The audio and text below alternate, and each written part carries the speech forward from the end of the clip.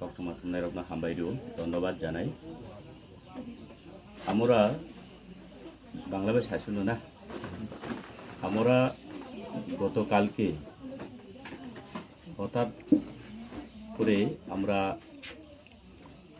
বিভিন্ন সোশ্যাল মিডিয়ার মাধ্যমে আমরা দেখেছিলাম যে আমাদের এই রাজ্যের প্রাক্তন স্বাস্থ্যমন্ত্রী তথা বর্তমান কংগ্রেসের এমএলএ সুদীপ রায় বর্মন মহোদয়, আমি ওনাকে যথেষ্ট সম্মান দিই। উনি অনেক সিনিয়র এবং বরিষ্ঠ একজন নেতা। ব্যক্তিগত হিসাবে আমি ওনাকে তেমন কিছু বলতে যাব না। তো আজকে যে উদ্দেশ্য হচ্ছে, গতকাল ওনার যে একটা বক্তব্য দিয়েছেন নাকি জানি না এই 48 কর্মশালার মধ্যেই মনুতে মনে হয়।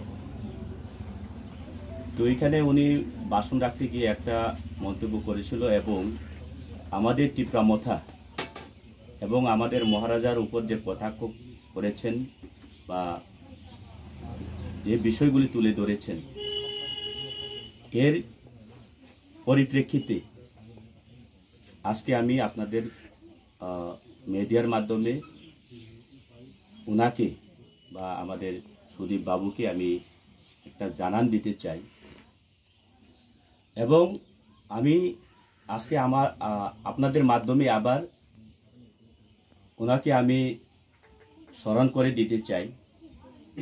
আমরা যদি এই রাজ্যের রাজনৈতিক ইতিহাসকে যদি লক্ষ্য করি, পরিষ্কার হয়েছিলেন কংগ্রেসের পক্ষ থেকে মনে হয় 1963 শচীন লাল সিংহ। উনার পরে আবার হয়েছেন গুপ্ত, এরপরে রাধিকা রঞ্জন। 1900 আমরা এটাও দেখেছি 1992 থেকে উনার পিতা একজন এই রাজ্যের বরিষ্ঠ নেতা ছিলেন কংগ্রেসের এবং তৎকালীন আমাদের এই রাজ্যের এমপি আমাদের রাজমাতা বর্তমানে জীবিত রয়েছেন, অবসরপ্রাপ্ত এমপি। উনার আমাদের রাজমাতার আরাধনায় উনার পিতাকে একবার 1992-এ এই সুযোগটা দেওয়া হয়েছিল। কিন্তু দেখা যায় 1992 যখন মুখ্যমন্ত্রী ভারপ্রাপ্ত দেওয়া হয় উনার পিতাকে, উনি একটা বিফল সেই 1992 কংগ্রেসের সরকার 1993 গিয়েই বিলীন হয়ে যায়। এরপরে এই রাজ্যে মনে হয় কখনো এককভাবে কংগ্রেস সরকার গঠন করতে পারেনি। তো একটা প্রথম গেল। দ্বিতীয়, গতকাল যে কথাটা বলেছেন থানসা নামে এখন নতুন একটা পার্টি তৈরি হয়েছে, গ্রেটার ত্রিপুরাল্যান্ড স্লোগান তুলে ধরেছেন এবং প্রশ্ন করেছেন কি এই থানসা, কি এই গ্রেটার ত্রিপুরাল্যান্ড। সুদীপ বাবু, আমি আজকে আপনাদেরকে একটা এই বিষয় নিয়ে জানান দিতে চাই। বাজি রাজনৈতিকগত কারণে আপনি মাত্র 2 থেকে 3টা বছর থাকার পরেই আপনি এই মন্ত্রী পদ থেকে আপনাকে বহিষ্কার করা হলো। তো পরিষ্কার আমি আপনাকে কটাক্ষ করব না। আপনি নিশ্চয় জানেন, আপনি বলছেন আমাদের মহারাজার উপর যে উম্মিদ রেখেছেন জলের জন্য, পানীয় জলের ব্যবস্থার জন্য, শিক্ষার জন্য, স্বাস্থ্যের জন্য, কিন্তু আপনাকে যে আমরা বিগত 2018-তে ভোট দিয়েছি, আপনি তখন বললেন না কেন যে এডিসি অধ্যুষিত এলাকায় জলের সমস্যা, শিক্ষার কোনো পরিকাঠামোই নেই, একেবারে শিক্ষার পরিকাঠামো ভেঙে পড়েছে, আপনি বলছেন না কেন?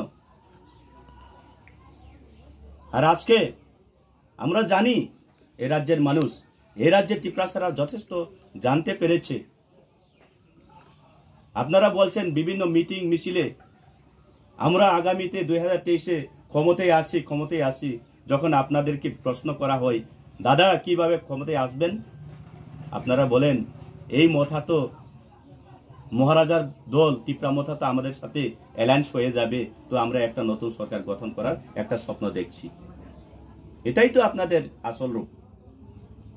এবং কিছু সময় দেখা যায় কোন এক সিপিআইএম এর বরিষ্ঠ নেতা সাংবাদিক সম্মেলন করে বলেন মহারাজের সাথে কথা হয়ে গেছে, অ্যালায়েন্স হয়ে যাবে এবং আমরা অষ্টম বামফ্রন্ট গতে যাচ্ছি। এবং এছাড়াও বর্তমান রাজ্য সরকার যে পরিচালনা করেছেন, যে পার্টি বিজেপি পার্টি, ভারতীয় অবসরপ্রাপ্ত মুখ্যমন্ত্রী উনি এক সময় বলেছিলেন যে ये टिप्रा मोथा किसका साथ बात करेगा, उसका कोई रास्ता नहीं है बीजेपी के अलावा। विप्लव बाबू, हमें अपना क्यों बोलते चाहिए? आपको लगता होगा ये हमारा टिप्रा मोथा बीजेपी का जागीर है, लेकिन अगर आपका सोच में ऐसा है तो ये गलत है।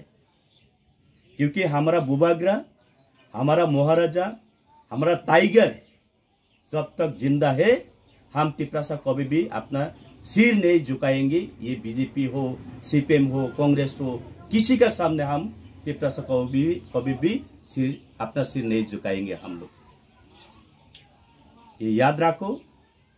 তারা এই রাজ্যে দীর্ঘদিন ধরে জাতীয় পার্টির নেতা করেছেন, লিডার করেছেন, নেতাগিরি করেছেন এবং আপাময় জনসাধারণের বুথের মাধ্যমে আপনারা অনেক নেতা লিডাররা মন্ত্রিত্ব করেও গেছেন। কিন্তু আপনাদের একটা কালচার হয়ে গেছে এই রাজ্যে, আপনাদের একটা অভ্যাস হয়ে গেছে টিপ্রাসারা নিজের অধিকারের জন্য, নিজের মৌলিক অধিকারের জন্য যখন আমরা আওয়াজ গড়ে তুলি, আমরা যদি নিজের অধিকার আদায়ের জন্য, নিজের অস্তিত্ব রক্ষার জন্য আমরা যদি আন্দোলন গড়ে তুলি, তখন আপনারা মনে করেন এই আঞ্চলিক পার্টি কোনো না কোনো সময় অ্যালায়েন্স হয়ে যাবে। কিন্তু সেটা রেকর্ড আছে এই ত্রিপুরা রাজ্যে। যখন কংগ্রেস সরকার গঠন করেছিল তখন কোনো না কোনো একটা আঞ্চলিক পার্টি আপনাদের সাথে ছিল। এরপরে দীর্ঘ 25 বছর বাম শাসনকালেও আঞ্চলিক পার্টি ছিল, যিনি জিএমপি, উনি এক সময় জনশিক্ষা। এরপরে 2018 বিধানসভাতে আপনিই নেতৃত্ব দিয়েছিলেন এবং আওয়াজটা তুলেছিলেন চলো পাল্টাইয়ের আওয়াজ। তখন আমাদের রাজ্যের একটা পার্টি, আঞ্চলিক পার্টি, যে আইপিএফটি পার্টি, তাদের কাঁধে বসে আপনি যে নাচ গান করেছিলেন সুদীপ বাবু, কিন্তু মানুষ, জনসাধারণ, এই এলাকার এই ত্রিপুরাবাসীরা আপনাকে একটা সুযোগ দিয়েছিল এবং আপনার উপর যে আস্থা রেখেছিল যে আপনাকে এমন নাকি একটা মন্ত্রিত্বের একটা চেয়ার তৈরি করে দিয়েছে এই এলাকার বা এই ত্রিপুরাবাসীরা। সেখানে পরিষ্কার